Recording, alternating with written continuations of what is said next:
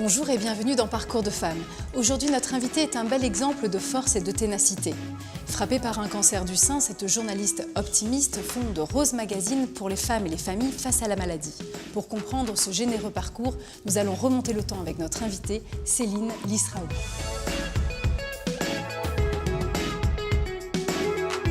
Bonjour Céline. Bonjour Carole. Vous êtes la cofondatrice de Rose Magazine. Alors aujourd'hui, quel est votre quotidien? Mon quotidien actuellement, c'est un quotidien de bouclage, comme dans tous les journaux.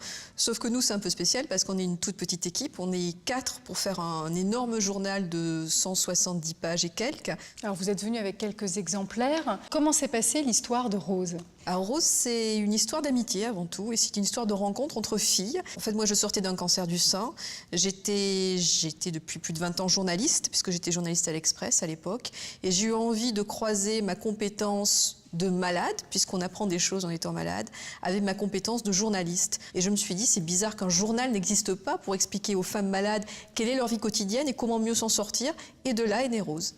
Quel a été votre principal défi en montant Rose Magazine? Créer un journal qui soit conceptuellement complètement novateur, en ce sens que c'est un journal et haut de gamme et un journal communautaire. Donc Rose a cette double particularité d'être un journal totalement indépendant et porté par une association, c'est-à-dire qu'on n'a pas un centime d'euro qui vient d'un groupe de presse, et de l'autre côté, un journal avec beaucoup d'informations qui pourraient être l'Express ou Le Point ou News Magazine, mais aussi un journal féminin. Est-ce que c'est pour garder votre zone de liberté que vous vous tenez à cette gratuité, par exemple? C'est essentiel, la gratuité, c'est l'ADN même de notre journal. Toutes les femmes malades de cancer, une femme sur 4 en France, je le rappelle, c'est pas rien, ont besoin d'avoir des informations qu'elles ne trouvent pas. Mais finalement, celles qui ont le plus besoin d'informations, ce sont les femmes qui ont le moins de réseau médical.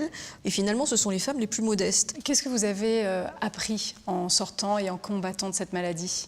Souvent on dit, est-ce que le cancer a changé votre vie? Non, le cancer n'a pas changé ma vie. Je suis exactement la personne que j'étais avant, avec les mêmes convictions, avec la même personnalité. Il se trouve juste que j'ai accepté avec cette maladie quelque chose qu'on a du mal à accepter avant la vieillesse, parce que finalement, le cancer, c'est l'expérience du grand âge et le côté complètement fragile de nos vies à tous. Voilà, vraiment, ça change votre prisme de lecture de la vie. Et quel message vous avez envie de véhiculer? On est vraiment autour de cette pensée de sororité, c'est-à-dire ce qui me sert à moi peut te servir à toi. On est un magazine où il y a beaucoup de beauté, où il y a beaucoup de mode, parce qu'on revendique d'être un magazine féminin, mais à la fois, on est à rebours des magazines féminins. C'est-à-dire qu'on leur donne des clés pour rester la personne qu'elles sont. On n'est pas un journal sur le cancer, on est un journal sur la vie avec le cancer. Et toujours, j'insiste là-dessus, c'est un journal de vie. On n'est pas du tout un journal mortifère. Est-ce que vous avez le sentiment de faire avancer les choses? Ah oui. Je ne sais pas si on a fait avancer le regard des autres sur les malades. En revanche, on a vraiment fait avancer le regard de la communauté des malades sur elle-même. Alors ce sont des messages extrêmement forts. Est-ce que vous êtes soutenu par les politiques ou les institutions? On n'a pas vocation à être un journal institutionnel. Et justement, je pense que ce qui plaît à nos lectrices, c'est qu'on est un vrai journal de presse dans la lutte politique pour la reconnaissance des droits des malades. Concrètement, que change Rose dans la vie d'un malade et de ses proches? Je pense qu'on a une fonction d'information et aussi de réassurance. C'est-à-dire qu'on est devenu une espèce d'objet transitionnel entre les soignants et les soignés, où finalement tout le monde trouve son compte. Il se trouve qu'on a eu la chance d'être suivi par le professeur Josy Reifers, qui est le patron du groupe Unicancer, et qui nous a relus tous les articles, c'est-à-dire que pour être distribué comme on l'est à 200 000 exemplaires dans tous les hôpitaux de France, vous vous doutez bien que tout ça est relu par des médecins. Donc on a un contenu médical complètement avéré et vérifié. Ça me fait toujours beaucoup rire, mais c'est les médecins qui m'ont dit ça. Ils m'ont dit, vous savez, depuis qu'il y a Rose, il y a pas mal de femmes qui arrivent en consultation avec Rose et qui du coup osent nous poser des questions.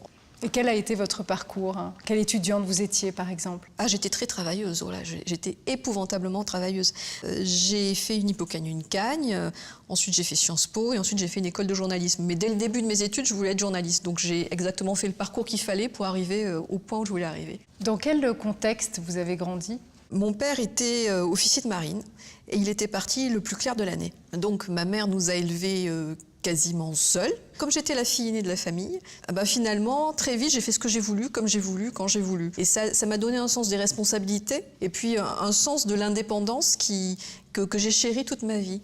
Est-ce que la petite fille serait fière de la femme que vous êtes aujourd'hui? Je ne sais pas si elle aurait été fière, mais en tout cas, elle n'aurait pas eu le sentiment d'être devenue quelqu'un d'autre de la personne qu'elle rêvait. Si vous aviez un message à donner à des jeunes générations de femmes, ce serait lequel? Faites-vous dépister. Très bien. Bah, écoutez, merci beaucoup, Céline. Merci. Pour terminer l'émission, je vais prendre un portrait de vous.